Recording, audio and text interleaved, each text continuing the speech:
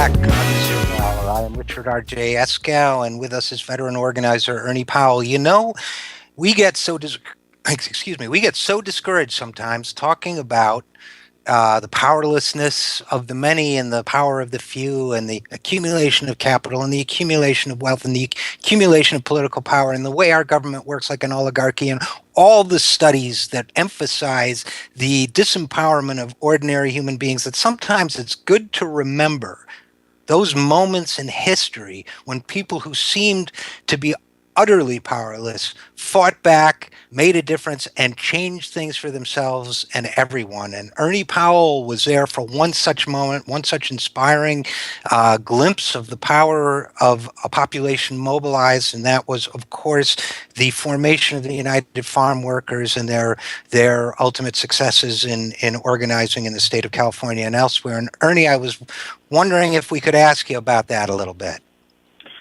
Well, it was the beginning of my organizing career, and it was an incredible experience for me. I can't tell you how much it molded me, and it taught me, and it inspired me. I started doing just picketing in supermarkets in 1968 as part of the Great Boycott operation, and every day I would go to a Safeway or a Vons or Lucky's, usually with somebody else, and ask people not to go into the store because it had non-union grapes. And then I was going to school at the same time, and while I was in college in San Diego, this is later on, towards more like 1970, there was a strike in a tomato grove in southern San Diego County, and I got involved in that by doing support through local churches, and I just forgot about college and went on full time. I also was there because I was part of the boycott operation in Los Angeles. I was able, in quite a moment this was, to go to the signing of the grape contracts when Cesar came into the room with all the grape growers that we'd all been fighting for so many years, and I actually was there in the ceremony as part of the audience. And then later on, was part of the lettuce boycott. I worked in Napa Valley organizing workers, and then from Napa Valley was assigned to Philadelphia on what was then called the Wine 9 boycott, a boycott against some wineries, and then the bigger operation, which was the lettuce boycott. And so I saw the sacrifice, I saw the commitment, I saw the kind of strategic approach that the farm workers movement had, and all of it on $5 a week. Nobody was paid a salary. It was, and so what I learned from it was how much this is about hard work and about commitment and about unity, and it was quite an opportunity for me, and I am honored to have had that history and really relish it and love talking about it, to tell you the truth.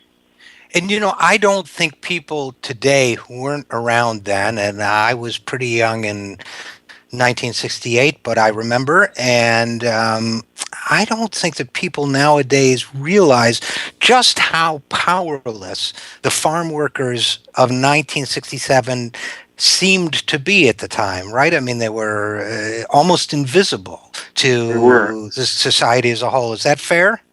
It's fair. Their living conditions in the labor camps were just terrible.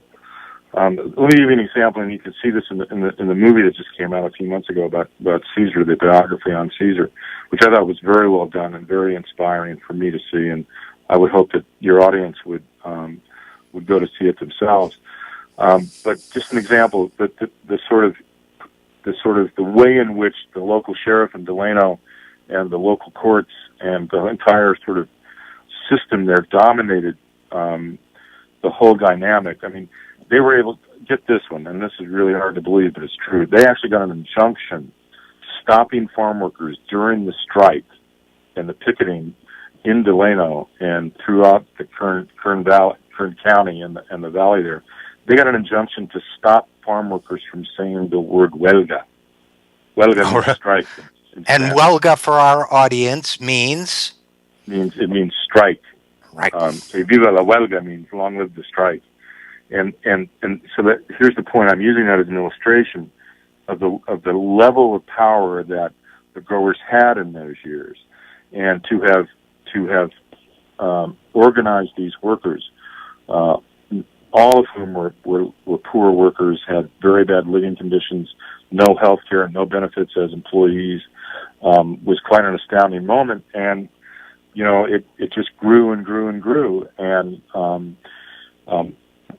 many people that came off the picket line and they went to other cities on the boycott, and the combination of the sort of discipline of the strike and the ability to get as many workers, because they just kept importing more what's called in labor parlance scabs, or non-union workers, and they were able, because of the strength of the movement and the strength of their argument and the consistency of the picketing, it was very hard to get those grapes picked, because people they'd be brought in to break the strike, and they'd see the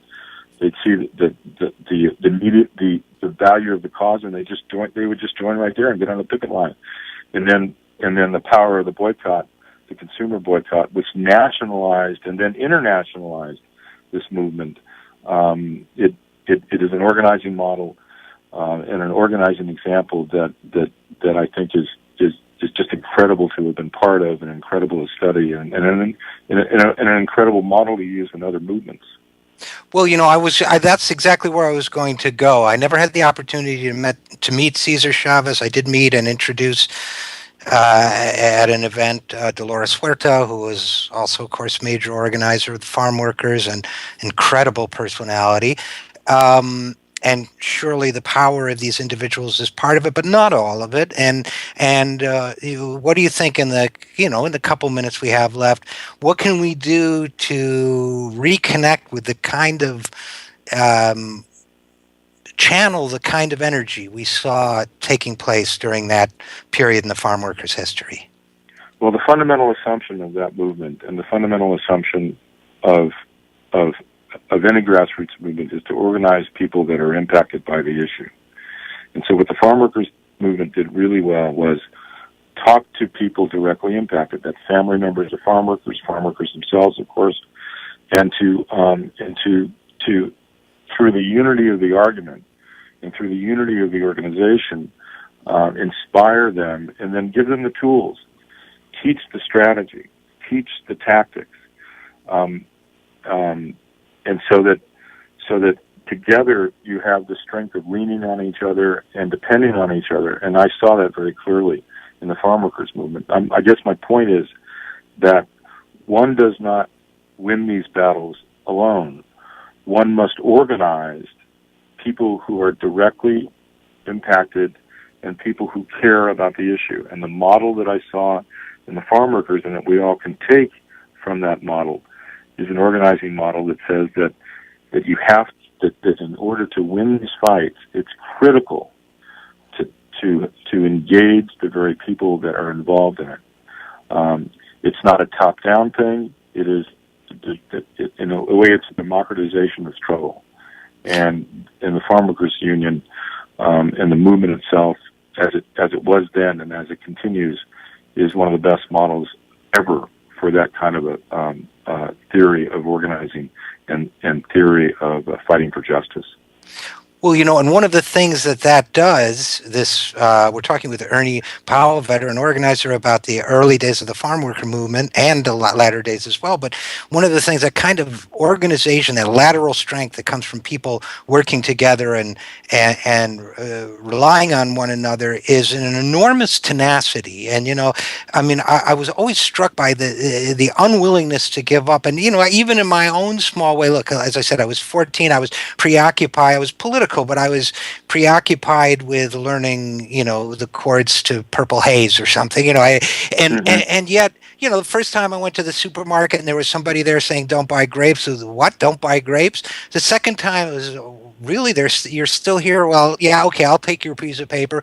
The third time it was like, oh, okay, I get it. Don't buy grapes. The fourth time I was telling other people don't buy grapes. But that required people who were so committed to one another as well as the process and the movement that they would stay there time and time after again and replicate that with hundreds of thousands or millions of people. And isn't that part of the secret of the success there?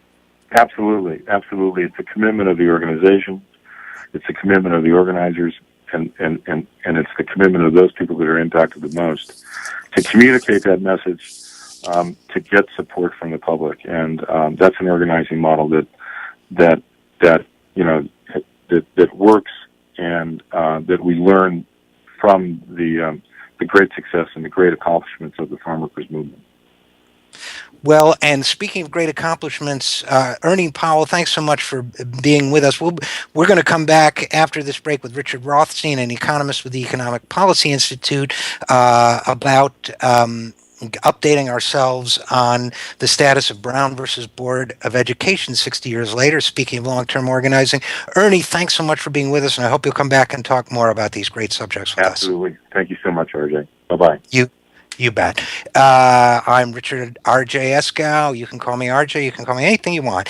And we will be right back after this. Again, this is We Act Radio Network, and this is The Zero Hour.